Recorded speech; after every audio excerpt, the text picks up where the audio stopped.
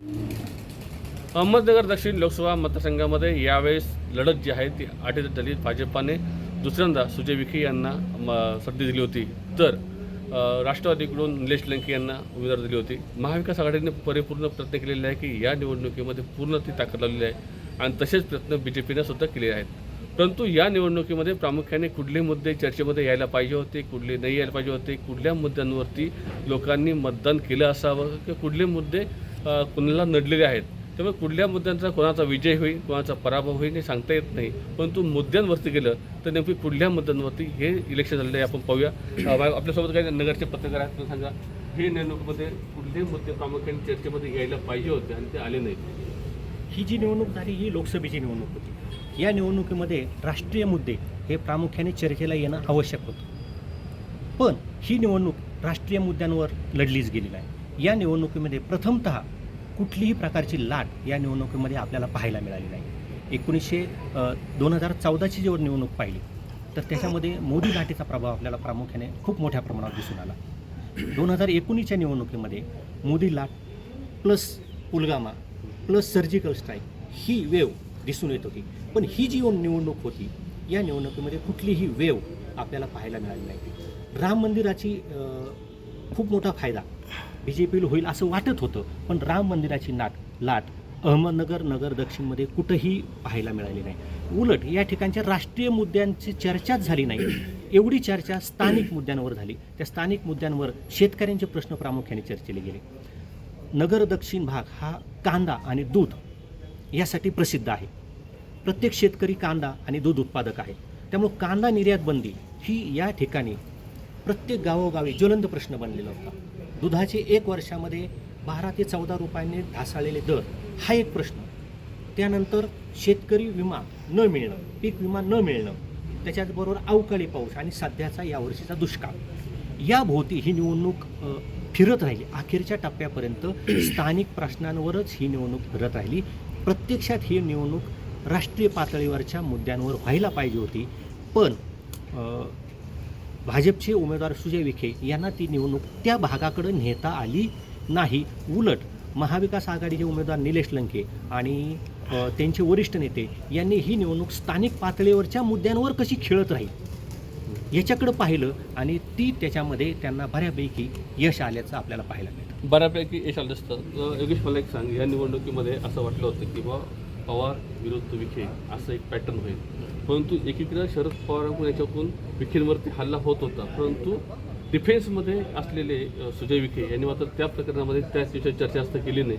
किंबहुना सुजय विखे असं वाटत होतं की पवार विरुद्ध विखे व्हावं असं वाटत होतं, परंतु निलेश लंकेंनी मात्र मोठ्या कौशल्याने ही निवडणूक स्थानिक मुद्दे ठेवली असं वाटतं तुला? एकदम बरोबर आहे. संपूर्ण महाराष्ट्राला माहीत आहे राष्ट्रवादी काँग्रेसचे संस्थापक शरद पवार आणि विखे घराणं यांची अनेक वर्षांची पारंपरिक राजकीय संघर्ष संपूर्ण महाराष्ट्राला माहीत आहे. आणि या निवडणुकीत ज्या वेळेस अजित पवार राष्ट्रवादीमध्ये फूट झाली आणि राष्ट्रवादीपासून अजित पवार गट ज्यावेळेस वेगळा झाला त्यावेळेस त्यांच्यासोबत असलेले आमदार निलेश लंके हे अजित पवार गटाला सोडचिठ्ठी देत ज्यावेळेस शरद पवारांबरोबर आले आणि शरद पवारांची तुतारी त्यांनी हातात घेतली, त्यावेळेस संपूर्ण महाराष्ट्रात असंच चित्र निर्माण झालं की आता विखे घराणं आणि पवार यांच्या एकमेकाविरोधात हे पुन्हा हे घराणे उभं राहणार आहे. परंतु जशी जशी निवडणूक पुढं होत गेली तसं विखे कुटुंबाला लक्षात आलं की या नगर दक्षिणमध्ये शरद पवार यांच्याबद्दल थोडीशी सहानुभूतीची लाट आहे आणि शरद पवारांना सहानुभूतीची लाट आहे. त्याच्यामुळं त्यांनी काय केलं, निलेश लंके यांना जास्त टार्गेट करण्याचा प्रयत्न केला. निलेश लंके यांना टार्गेट केलं गेल्यामुळं ही निवडणूक देशाच्या मुद्द्यांवरून थेट गल्लीच्या मुद्द्यावर ही निवडणूक आली. ही निवडणूक आपल्याला अंदाज मला एक सांग, ह्या प्रामुख्याने या भागामध्ये की 5 वर्षामध्ये जो विकास झाला किंवा झाला नाही हा विषय होता. विकासाच्या मुद्द्यावर निवडणूक का झाली नाही, का गेली नाही? ज्यावेळेस सुरुवातीला या निवडणुकीचा प्रचार सुरू झाला त्यावेळेस नगर शहरामध्ये पहिलीच शरदचंद्रजी पवार साहेबांची गांधी मैदानामध्ये जी सभा झाली तिथून खऱ्या अर्थानं शरद पवार साहेबांनी गुगली टाकली. कारण त्या भाषणामध्ये त्यांनी सांगितलं की विखेंनी माझ्याकडे एक उद्योजक पाठवला आणि त्यांनी सांगितलं की बुवा निलेश लंकेंना तिकीट देऊ नका. म्हणजे ती गुगली ती परफेक्ट बसली त्या ठिकाणी की लोकांना समजलं की निलेश लंके हा उमेदवार खूप स्ट्रॉंग आहे. तिथून पुढे ती निवडणूक आणखीन रंगत गेली. मुळातच मुद्दा असा आहे की आपले मोदी साहेबांची नगरमध्ये सभा झाली, पण एवढी प्रभावी ती सभा झाली नाही. 25 मिनटं भाषण केलं, त्यामध्ये 10 मिनटं तुम्ही जातीच्या मुद्द्यावर बोलले, 5 मिनटं तुम्ही प्रास्ताविक केलं आणि उरलेले फक्त 5 ते 7 मिनटं तुम्ही फक्त आरोप प्रत्यारोप केले. म्हणजे देशाचे पंतप्रधान नगरमध्ये येतात आणि विकासाच्या मुद्द्यावर ते बोलत नाहीत. त्यामुळे त्यांची प्रभावी सभा ठरलेली नाही, त्यांच्या कुठेच प्रभावी सभा ठरलेल्या नाही. मुळात नगर दक्षिणेचा हा जो भाग आहे तो मराठा समाज जास्त प्रमाणात आहे आणि मराठा आरक्षणाचा जो मुद्दा होता तो देशाच्या पंतप्रधानांनी कुठेतरी घेणं गरजेचं होतं. कारण या लोकांना अपेक्षा आहे, मराठवाड्याच्या बाँड्रीवर आपण आहोत, म्हणजे मराठवाड्यावर जेवढी झळ मराठा समाजाला पोहोचते तेवढीच दक्षिणेच्या लोकांना पण पोहोचती. कारण आष्टीमध्ये येतो, नंतर जामखेड येतो, म्हणजे आपण सगळे एकत्र आहोत. जर मराठा समाजाचं हे मतदान मागल्या 5 वर्षामध्ये विखेंना जेवढं झालं होतं त्यात 50% सुद्धा होणार नाही अशी वास्तवता काय आहे फक्त मराठा मुद्द्यामुळे. तो एक फटका विखेंना बसलेला पाहायला मिळतो. दुसरा महत्त्वाचा फटका असा आहे की विखे गेली 20-50 वर्षापासून सत्तेमध्ये आहेत आणि ते पक्षसुद्धा चेंज करतात. त्याची एक मानसिकता मतदारांमध्ये होती की आणि हा सर्वसामान्य समोरचा उमेदवार आहे, हे मोठे उमेदवार आहेत. तर सहानुभूती लंकेंना मिळण्याचं कारण फक्त एकच आहे की सर्वसामान्य जनतेमध्ये जाऊन बसणं, सर्वसामान्य लोकांचे प्रश्न समजून घेणं आणि त्यामुळं लोकांचा कल तिकडे गेला. आणि इकडे असा प्रचार झाला यांचा की हे फोनच घेत नाही येतं, पीएमकडेच फोन असतो, हे प्रत्यक्ष बोलतच नाही. यावर त्यांनी उत्तरसुद्धा दिलं नाही, म्हणजे विखे साहेबांनी याचं उत्तरसुद्धा दिलं नाही. म्हणजे हे कुठंतरी त्यांना तो सेटबॅक बसला. मुद्दा असा आहे की ग्रामीण भागातलं जे मतदान आहे ते खूपच म्हणजे आक्रमक होतं आणि हे पहिल्यांदाच घडलं आहे. तुम्ही जे बोलले की 1991 मला असं वाटतं 1991 नंतर सर्वात आक्रमक मतदार जर कधी झाला असेल तर ह्या 2024च्या निवडणुकीमध्ये मला पाहायला मिळाला. आणि भाजपचं जे केडर आहे ना ते फक्त शहरी आहे आणि मागल्या 5 वर्षामधला आपण जर इतिहास पाहिला तर शहरी भागातूनच त्यांना प्रचंड लीड होतं. आणि आज जर परिस्थिती पाहिली तर ग्रामीण भागातून महाविकास आघाडीला प्रचंड सहानुभूती आहे. फक्त नगर जिल्ह्याचा हा ट्रेंड नाही तर ओव्हरऑल महाराष्ट्रात पण असाच ट्रेंड आहे. ग्रामीण भागच महाविकास आघाडीत तारण्याची शक्यता मला पाहायला मिळते. ग्रामीण भागामध्ये आणि शहरी भागामध्ये याचं सेपरेशन झालं आहे, त्यामुळं कुणाचा मतदार जास्त झालेला आहे हे पाहणं महत्त्वाचं ठरणार आहे. मला एक सांग जितेंद्र, ह्या निवडणुकीमध्ये मराठा आरक्षण, ओबीसी आरक्षण आणि शेतकऱ्यांचे प्रश्न याच्यामध्ये कुठला मुद्दा प्रभावी ठरला आणि कुठला मुद्दा मांडण्यामध्ये निलेश लंके यशस्वी झाले? आपण जर पाहिलं तर नगर दक्षिणमध्ये ग्रामीण भाग हा प्रचंड मोठ्या प्रमाणावर आहे. तर विधानसभेचा फक्त नगर शहर हा एकच मतदारसंघ आहे. त्यामुळे ग्रामीण भागाचं या मतदारसंघावर वर्चस्व आहे आणि त्यामुळं ग्रामीण भागातले जी मुद्दे होते, दूध, कांदा, बेरोजगारी, महागाई, हे प्रचंड प्रमाणात जास्तीत जास्त चर्चेले गेले. आणि शहरी भाग जो होता अहमदनगर शहर, जो भाजपला अनुकूल मतदारसंघ आहे, तिथं मतदान अत्यंत कमी झालं. अक्षरशः अगदी 62% मतदान झालं, म्हणजे 1,88,000च मतदान झालं. आणि ग्रामीण भागात सरासरी 67 ते 68% मतदान झालं. त्याचप्रमाणे पारनेर जे निलेश लंकेंचा बालेकिल्ला मानला जातो, होम ग्राउंड मानला जातो, तिथं 70% मतदान झालं. त्याचप्रमाणे राहुरी या ठिकाणी सुद्धा 70% मतदान झालं. म्हणजे ग्रामीण भागामध्ये मतदाराची टक्केवारी मोठ्या प्रमाणावर वाढलेली आहे. आणि असं एक सहज म्हटलं जातं की ज्यावेळेस मतदाराची टक्केवारी वाढते त्यावेळेस सत्ताधाऱ्यांना त्याचा धोका पोहोचतो. सत्ताधाऱ्यांना जेव्हा मतदार वाढतं तेव्हा सत्ताधाऱ्यांना आपण त्या म्हणतो की बदल होतो असं बोलतो. मला सांगा विषय याच्यामध्ये मुस्लिम मतदार जे आहेत याचा मोठा फॅक्टर आपल्याला पाहायला मिळाला. ज्या भागामध्ये मुस्लिम केडर जास्त आहे तिथं मतदान जास्त झालेलं आहे आणि काही भागामध्ये मतदान हे सायंकाळी 5च्या नंतर 4च्या नंतर वाढलेलं आहे. याचा फटका आणि याचं समीकरण जे आहे कसं पाहण्यात? एकदम बरोबर आहे.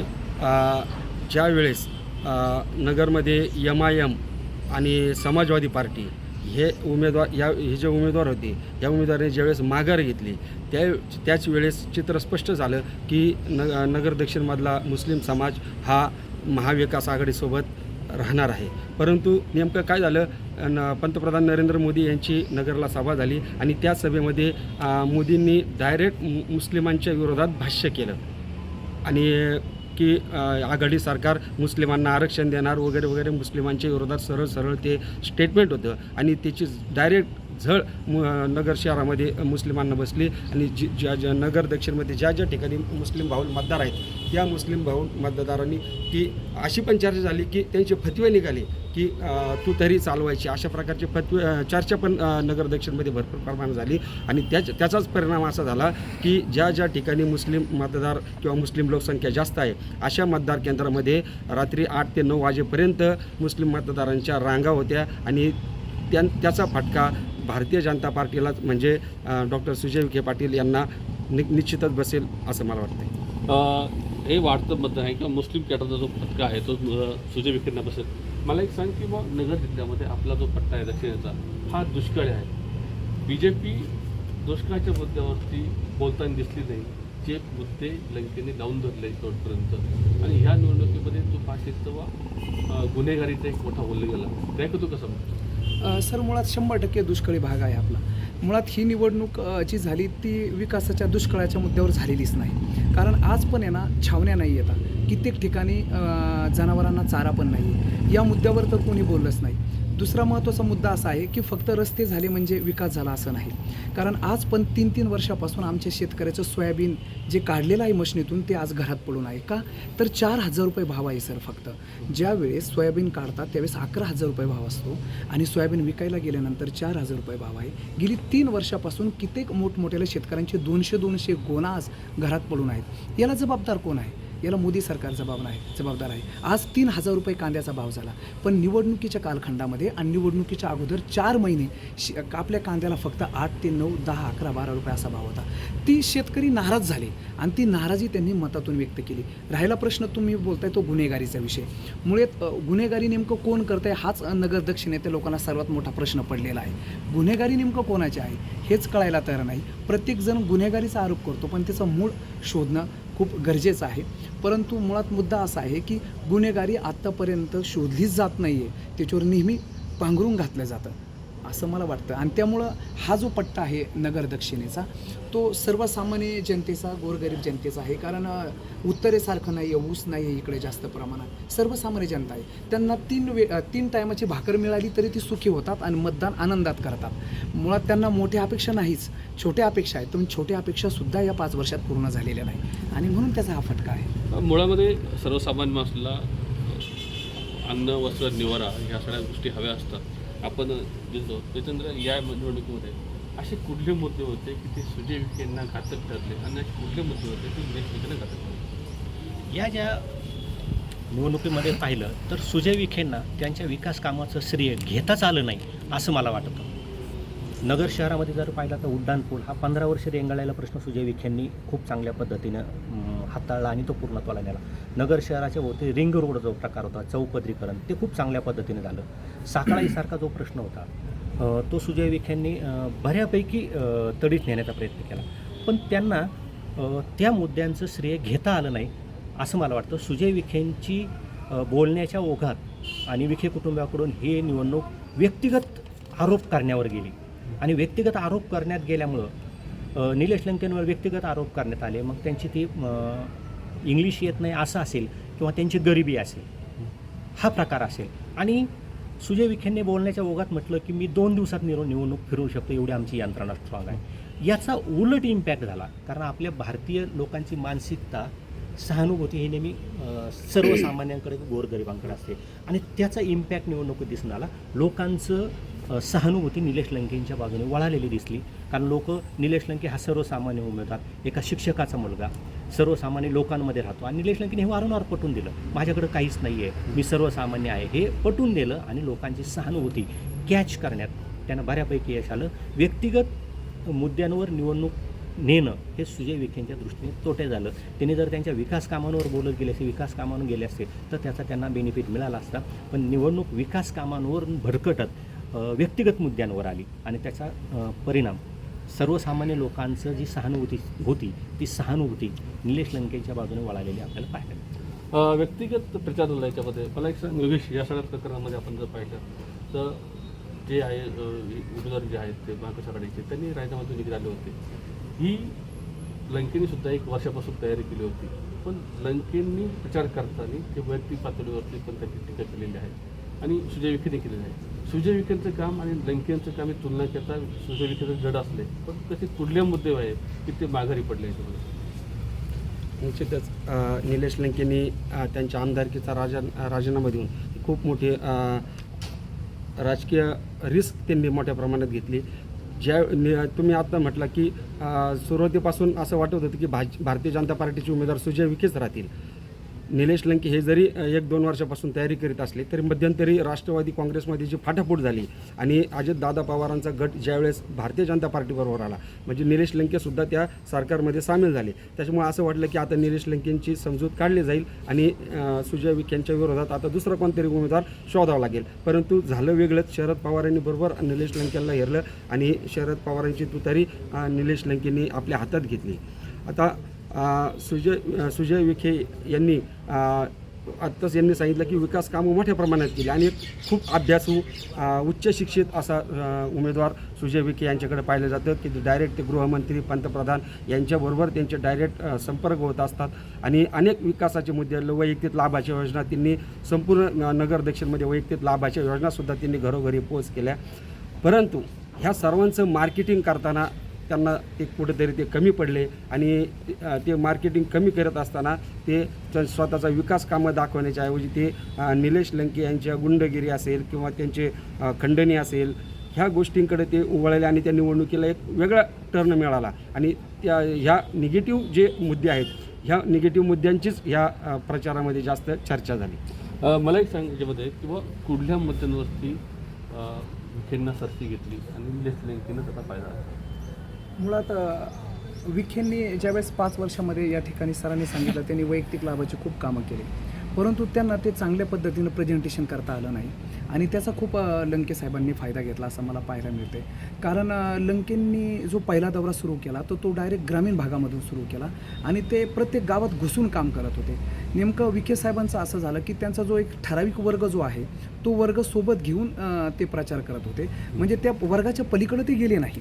परंतु निलेश लंके हे निर्भीड वाटले मला म्हणजे त्यांनी जो ठराविक वर्ग पूर्ण बाजूला केला आणि जो खालचा जो वर्ग आहे मूळ वर्ग तो हातामध्ये घेतला. मग ते जो मूळ वर्ग जो आहे ग्रामीण भागातला तो हातामध्ये आल्यानंतर आपोआपच त्यांची पब्लिसिटी झाली आणि ते त्यांना विखेंना ते जमलं नाही. ते मूळ वर्गापर्यंत जात नाहीत. त्यांना ते आधी गावातला एक मोरख्या धरतात आणि मग तो मोरख्याच मेन ठरतो पण तो मोरख्या खालच्या लोकांपर्यंत जातो का याची शहानिशा यावेळेस झालेली पाहायला मिळत नाही.